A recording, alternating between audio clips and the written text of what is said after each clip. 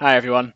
In this video we're going to look how we can link kinematics with calculus and how we can use calculus to help us link together accelerations, velocities and displacements. So this is what we're going to cover today.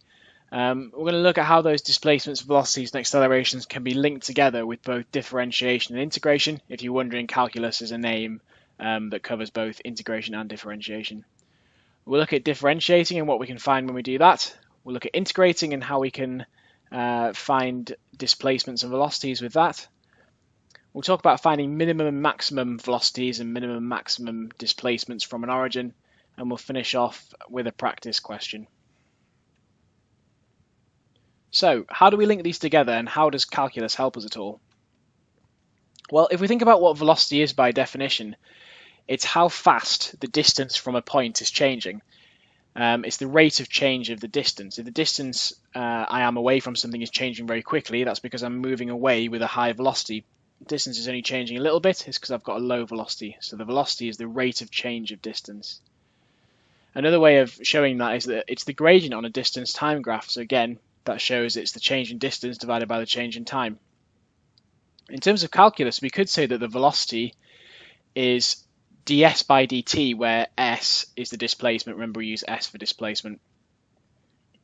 So we can actually link the velocity and this displacement using some differentiation, saying, well, if we differentiate the displacement, we'll get the velocity.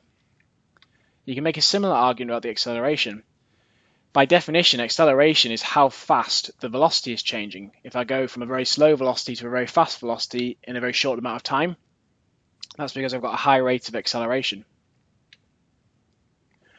Another way of looking at that is that acceleration is the gradient on a velocity time graph. And that means because acceleration is the change in velocity divided by the change in time, we can write that as a derivative as well. We can say the acceleration is dv by dt, where this is velocity. So it's, if we differentiate velocity, we'll get the acceleration. And this is how differentiating and integrating help us link together displacement, velocity and acceleration by these two equations.